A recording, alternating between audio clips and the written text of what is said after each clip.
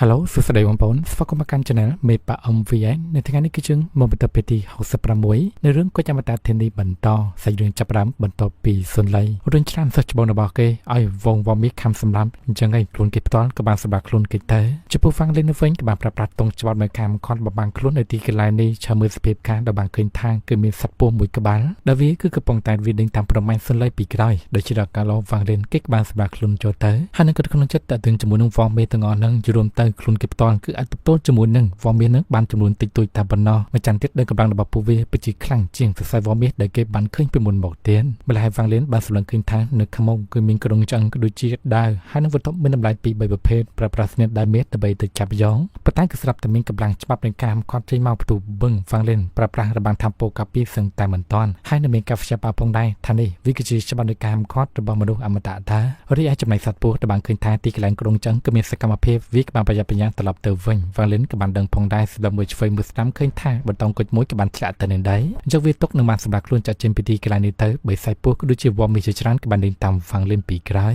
ហ្វាំងលេនគិតនឹងដឹងថាវងសាយវងមាសក៏ដូចជាសត្វពស់មួយក្បាលហ្នឹងគឺគ្មានអារម្មណ៍ទីវិភាពទេអញ្ចឹងឯខ្លួនខ្ញុំក៏អាចប្រើប្រាស់ដួងភ្លើងវិញ្ញាណវវទាំងអស់នេះដើម្បីបំផាយដានអញ្ចឹងឯហ្វាំងលេនគេបានប្រើដួងភ្លើងវវទាំងអស់នេះចេញទៅដើម្បីបំផាយដានសត្វពស់ក៏ដូចជាសរសៃវងមាសអញ្ចឹងឯសរសៃវងមាសដែលជាចំណីអាហារអមតៈក៏ដូចជាសត្វពស់ក៏បានត្រឹមតែខំបំផ្លាញជាមួយនឹងដួងភ្លើងវិញ្ញាណវលតែប៉ុណ្ណោះហ្វាំងលេនខ្លួនគេក៏បានសម្រាប់ខ្លួនមកបានឆ្ងាយហើយបីសាយពោះគិតថានៅពេលនេះគឺឆ្ងាយពីទីកន្លែងក្រុងចឹងដូច្នេះវាគិមហ៊ានដេញតាមហ្វាំងលេនទេក៏បានត្រឡប់ទៅវិញទៅដូច្នេះហ្វាំងលេនគេក៏បានដល់ទីកន្លែងសុវត្ថិភាពផងដែរហើយបានឃើញថានៅខាងមុខគឺជាសិនឡៃគឺកំពុងតែសម្រាប់ខ្លួនមកហ្វាំងលេនគឺមិនបានគិតណាទេទៅយកទងច្បាប់នៃការកត់ចេញមកប្រាប់ប្រាស់កម្លាំងបង្កាត់ក្បួននៃការបង្កាត់ទុយមួយការពីខ្លួនឯងអង្គុយតាំងសមាធិចូលសិនឡៃដែលបានឃើញចឹងគេក៏មានការផ្សាយប៉ាផងដែរម្ចាស់ទៀតគេក៏បានប្រាប់ប្រាស់កម្លាំងវិជាពិនិត្យមើលកម្រិតនៃការវឹកខាត់របស់ហ្វាំងលេនប៉ុន្តែគេគឺមិនអាចពិនិត្យឃើញបានឡើយគិតថាមើលទៅបុគ្គលម្នាក់នេះគេប្រកាសជាលាក់នៅកម្រិតនៃការវឹកខាត់ហើយមើលទៅកម្លាំងនៃការវឹកខាត់បុគ្គលម្នាក់នេះប្រកាសជាខ្លាំងជាងគេទៀតជាមិនខានម្ល៉េះហើយសុនឡៃនៅពេលនេះគឺមិនហ៊ានធ្វើអ្វីផ្ដេសផ្ដាសទេបានត្រឹមតែនិយាយទៅកាន់ហ្វាំងលេនសូមគោរពអ្នកក្លាហានហើយខ្ញុំគិតថានៅក្នុងជំនុំភ្នំអមតៈបុរាណបាក់បាយនេះគឺមានតែខ្ញុំហើយនឹងអ្នកក្លាហានតែប៉ុណ្ណោះ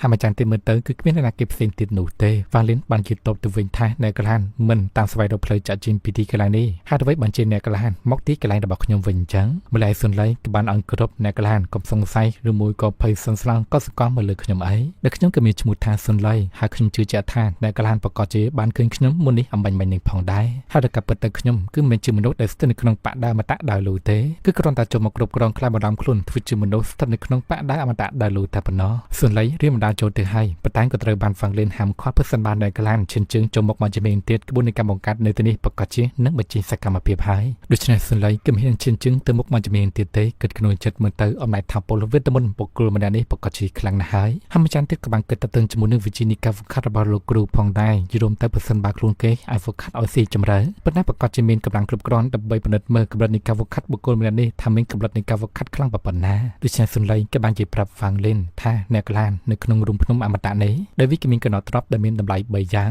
កណ្ដោទ្រព្យទី1វាគឺជាគុជអមតៈកណ្ដោទ្រព្យទី2វាគឺជាដាវអមតៈហើយចំណែកឯកណ្ដោទ្រព្យទី3វាគឺជាដុំមាសអមតៈនៅសួរហ្វាំងលេនថាតើអ្នកក្លានក៏បានឃើញកណ្ដោទ្រព្យទាំង3យ៉ាងដែរទេហ្វាំងលេនបានជាប្រាប់ថាដោយសារតែសរសៃវងមាសដែលជាចំណីអាហារអមតៈហើយនឹងសត្វពស់មកលឿនពេកខ្ញុំគឺមិនទាន់ទទួលបានអ្វីឡើយក៏បានបច្ចុប្បន្នគេខ្លួនមកតើម្ល៉េះសុនឡៃគេគិតក្នុងចិត្តនៅក្នុងការបញ្ជុតប្រឆាំងជាមួយនឹងបុគ្គលម្នាក់នេះពិបាកនៅក្នុងការជជែកចាញ់ហើយនៅបានឃើញវិធីសាស្ត្រមួយប្រសិនបើខ្ញុំសហការជាមួយនឹងមនុស្សម្នាក់នេះចូលទៅការក្នុងជកណ្ដោទ្រព្យមានតម្លៃវាគឺជារឿងល្អហើយស្របពេលដែរក្តារទេសៈគ្រោះថ្នាក់បំផុតចឹងនឹងឆ្លងកាត់ដើម្បីកម្ចាត់បុគ្គលម្នាក់នោះតែម្ដងដូច្នេះក៏បានជាប្រាប់ហ្វាំងលេនម្ដងទៀតអ្នកក្លាហានបាននិយាយតទៅជាមួយនឹងគុជអមតៈនោះវិញវាគ្មានអាយុកាលរាប់មិនអស់ហើយបរុនជាមួយនឹងផ្លាកបញ្ជាដែកអមតៈហើយនឹងដែកអមតៈនោះវិញរួមទៅវត្ថុទាំង3ហ្នឹងវាគឺជាវត្ថុដងកម្រមានតម្លៃមហាសាលហើយកាន់តែពិសេសទៀតវាក៏ពិបាកនៅក្នុងការទទួលបានវាផងដែរដូច្នេះពួកយើងគួរតែសហការជាមួយគ្នាដើម្បីយកកណ្ដាប់ទ្រព្យបន្ទាប់ពីទទួលបានកណ្ដាប់ទ្រព្យទាំងអស់ហ្នឹងហើយគឺខ្ញុំចង់បានតែដែកអមតៈតែប៉ុណ្ណោះហើយហ្វាំងលេនបានជាប្រាប់ថាចំពោះកណ្ដាប់ទ្រព្យពីរយ៉ាងនោះខ្ញុំក៏មិនចាប់អារម្មណ៍តាក់ទងជាមួយនឹងពួកវាដែរ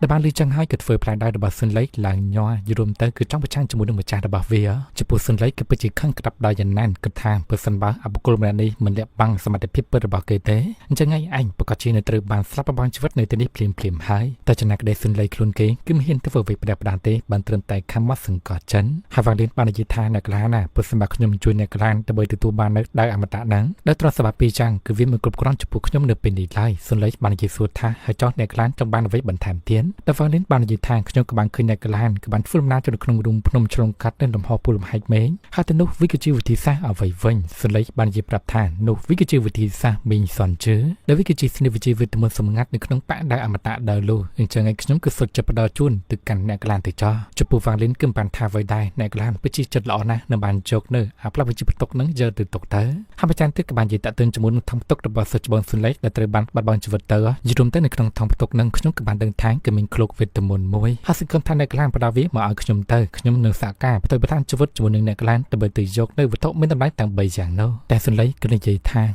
បាននិយាយលេងសើចអីអ្នកក្លានអើយមូលហេតុដែលខ្ញុំបានបន្លំខ្លួនចូលនៅក្នុងបកដែលអមតៈដែលលុះគឺដើម្បីចង់បាននៅឃ្លោកវេទមន្តនឹងឯងតែមិនទេខ្ញុំក៏មានវត្ថុវេទមន្តមួយទៀតដែលវាក៏មានសមត្ថភាពអាចស្រូបបញ្ចូលកម្លាំងថាពុវិញ្ញាណអមតៈនេះគឺមិនចាញ់ឃ្លោកវេទមន្តឡើយហើយក៏សង្ឃឹមថាបន្ទាប់ពីអ្នកក្លានជួយខ្ញុំទទួលបាននៅដែលអមតៈនឹងខ្ញុំនឹងបកគលវាជូនទៅកាន់អ្នកក្លានវ៉ាលីនក៏ងើបឆោឡើងនិយាយថាតោះពួកយើងគួរណាស់តែធ្វើដំណើរទៅដែលនៅទីពីពួកគេក៏បានសម្រាប់ខ្លួនចិត្តតាទីកន្លែងក្រុងចង្អមតៈគិតថាមើលទៅអាសត្វពូខ្មៅនេះវាពិតជាមានកម្លាំងថាពុខ្លាំងណាស់ត្រូវបានចិញ្ចឹមដោយកម្លាំងថាពុវិញ្ញាណអមតៈហើយម្ចាស់ទៀតក៏បានគិតតាក់ទងជាមួយនឹងសរសៃវល្លិមេទាំងអស់នឹងប្រកាសជាកូនចៅរបស់សត្វពូខ្មៅនឹងហើយម្លេះសុនលៃនិយាយប្រាប់ថាអ្នកក្លានណាមកទីទៀតខ្ញុំនឹងប្រើប្រាស់កម្លាំងថាពុវេទមន្តដើម្បីតាក់ទាញសត្វអមតៈក៏ដូចជាសរសៃវល្លិមេទាំងអស់នឹងចេញមកក្រៅហើយបន្ទាប់មកពួកជនទីពីរគណៈតែប្រើប្រាស់កម្លាំងថាពុវេទមន្តសម្រាប់វាបានច្រើនគឺការតែល្អតាក់ទាញវាចេញទៅខាងក្រៅបន្ទាប់មកពួកយើងនឹងត្រឡប់មកវិញដើម្បីទៅយកវត្ថុអមតៈទាំងអស់នេះហើយវ៉ាលីនក៏បានថាអ្វីដែរក៏បានចកសត្វកាត់រន្ទះចេញមកក៏ធ្វើឲ្យសុនលៃគឺពិតជាខ្ជិបអើថាវាគឺមិនអាចទៅរួចទេដែលមិនអាចខាត់ពេលយូរសុនលៃក៏បានប្រើប្រាស់ស្និតដាវវាយទៅកាន់សត្វពស់អមតៈតាក់ទាញជាមួយនឹងសរសៃវល្លិមេចេញមកជាច្រើនហើយនឹងបានប្រើប្រាស់ចំហាយផ្សែងអាប់ដាវ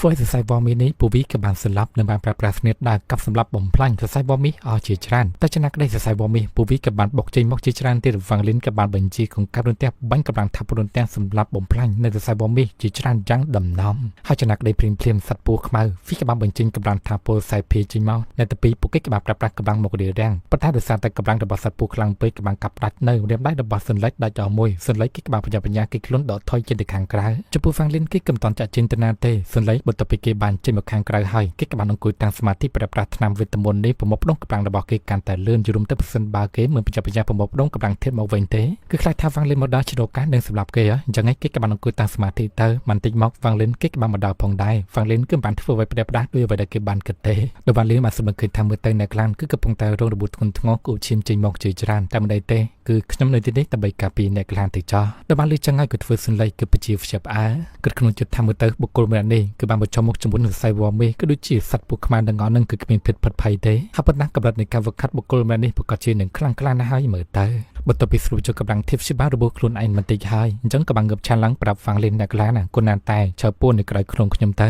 អញ្ចឹងឯងក៏បានប្រាស្និតដល់ប្រមាណដានទៅវាយសត្វពស់ខ្មៅវាពិជាខឹងមែនតើក៏បានបញ្ចប់បញ្ញាចេញមកក្រៅប្រមាញ់អ្នកទាំងពីរចំពោះវ៉ាងលីនគេក៏បានយកលូច្បាក់ឈើនេះយកមកត្រៀមការពារខ្លួនឯងផងដែរសុនលៃក៏បានប្រើកម្លាំងជើងជន់ទៅនៅដីផាច់បញ្ចេញផ្លិតវេទមន្តតកហើយនឹងបានប្រើប្រាស់ដុំភ្លើងវិញ្ញាណកំណត់ប្រើប្រាស់កម្លាំងកាន់តែខ្លាំងបបផ្លិតវេទមន្តតកបបោតនៅទីកន្លែងនេះប្រែខ្លាចជាដុំតកទាំងអស់សម្បីតែវ៉ាងលីនក៏ដូចគ្នាផងដែរបន្ទាប់ពីវ័យគប់ចាស់នីតិកន្លែងនេះត្រូវបានក៏សុនលៃបានជាប្រាប់ថាអ្នកកលាណាដោយសារតែកម្លាំងវិញ្ញាណរបស់ខ្ញុំគឺនៅមានកំណត់ហើយចឹងឯងក៏បានសម្រាប់ខ្លួនទៅមុនវ៉ាងលីនហើយបន្ទាប់ពីខ្ញុំទទួលបានទ្រព្យសម្បត្តិទាំងអស់នឹងហើយខ្ញុំនឹងត្រឡប់មកវិញដើម្បីជួយអ្នកកលាជាផុតពីដុំតកទាំងអស់នេះដែលវ៉ាងលីនក៏បាននិយាយថាអ្នកកលាណាវត្ថុវេទមន្តនៅក្នុងការស្រូបបញ្ចុកវិញ្ញាណបតៈមិនតាន់បានបកគលឲ្យខ្ញុំទេហើយវិញបញ្ជាអ្នកកលាបញ្ចបញ្ញាចាក់ចេញអ្វីម្ល៉េះអញ្ចឹងឯងក៏បានប្រើប្រាស់កម្លាំងពីរូចចម្លាក់ជើលំលីផ្ទាំងតកទាំងអស់នេះនឹងបានសម្រាប់ខ្លួនដេញតាមសុនលៃពីក្រោយយ៉ាងលឿនដែលសុនលៃបានឃើញវ៉ាងលីនបងអញ្ចឹងក៏បានបោះនៅវត្ថុវេទមន្តនៃការស្រូបបញ្ចុកវិញ្ញាណបតៈទៅកាន់វ៉ាងលីនភ្លាមហើយនៅទីពីពួកគេក៏បានមកដល់ទីកន្លែងក្រុងឆ្អឹងមនុស្សអមតៈភ្លាមពួកគេទៅពីក៏បានប្រើប្រាស់កម្លាំងវិញ្ញាណត្រៀមនឹងប្រយុទ្ធចឹងណាតែសុនលៃគិតថាសភាពការគឺវាមិនល្អទេអញ្ចឹងក៏បានប្រើប្រាស់កម្លាំងបញ្ចូលទៅកាន់វត្ថុវេទមន្តនេះព្យាយាមដនទៅច្បាប់នៃការមកត់ពីលើដៅអមតៈវ៉ាលីនក៏បានប្រើប្រាស់កម្លាំងទៅកាន់ផ្លាស់វិជាដៃអមតៈផងដែរក៏ធ្វើសុនលៃពិតជាខ្ជិបអើដោយកម្លាំងវេទមន្តមនុស្សម្នាក់នេះពិតជាចម្លែកយល់ទៅពិតជាខ្លាំងក្ល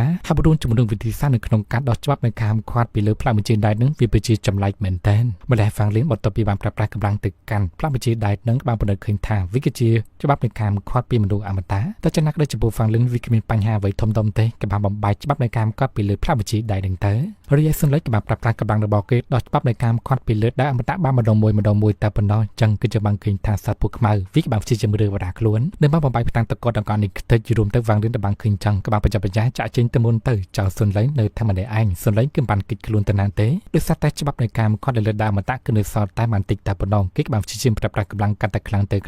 តែចំណាក់ក្តីគឺវាមិនតាន់ពេលទេដោយសារពួកខ្មៅវិកបានវាចំមកមាត់យ៉ាងធំយល់ទៅសុនលីគិតថាអ្វីក៏ចាំដែលខ្ញុំបានខំប្រឹងកន្លងមកនេះវាគឺអត់ប្រយោជន៍ទាំងអស់ក៏ប៉ុន្តែចំណាក់ក្តីបើសិនបើខ្ញុំស្លាប់គឺត្រូវតែស្លាប់ទាំងអស់គ្នាទៅយល់ទៅគឺបានបំផ្លាញរូបរាងកាយរបស់ខ្លួនឯងផ្ទិចបំផ្ទុះកម្លាំងថាពលដ៏ខ្លាំងរំជួយជុំវិញបរិវេណនេះទាំងមូលហើយចំណែកកាវ៉ាងលិនគេបានជាជាងសម្រាប់ខ្លួនគេយល់ទៅដល់បានឃើញថាកម្លាំងថាពលនេះវាពិតជាខ្លាំងក្លាដកយកតុងច្បាប់នៃការមកខាត់ប្រាស់របស់ថាពលកាពីមកទៅម្ដងហើយបីនឹងធ្លាក់ចូលនៅក្នុងលំហមេឃពូលហើយនៅខាងក្រោមនេះផងដែរទាំងអស់នេះវាពិតជាសំណាងល្អមែនតើប៉ុន្តែគឺមិនដូចអ្វីដែលពួកយើងបានកើតឡើងលំហមេឃពូលហើយនឹងវាក៏បានពូលហើយចេញនៅក្នុងរូងភ្នំផយផងហ្វាលិនក៏បានជាជាងសម្រាប់ខ្លួនដូចកិច្ចរូងភ្លើងស៊ីលីកូវាពិតជាមានការភ័យតស្លុតយ៉ាងណាស់លោកម្ចាស់ចាប់ហើយរូងភ្នំទាំងមូលក៏ត្រូវបានរលំហើយម្ចាស់ទៀតនៅពេលដែលវ៉ាងលិនសម្រាប់ខ្លួនហោះចេញមកខាងលើលំហមេឃពូលហើយនឹងនៅតែប្រែលហើយជាបន្ត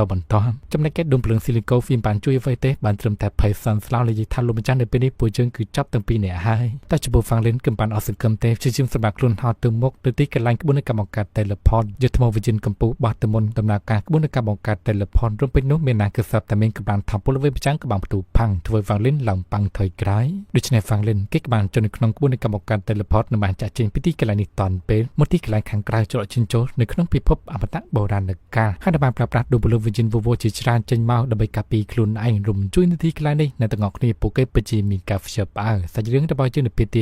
66ក៏ត្រូវបានកាត់ស្លេះតែប៉ុណ្ណឹងដែរបងប្អូនអញ្ចឹងនឹងជួបគ្នាជាមួយនឹងពេលថ្មីជាបន្តទៀតអរគុណច្រើន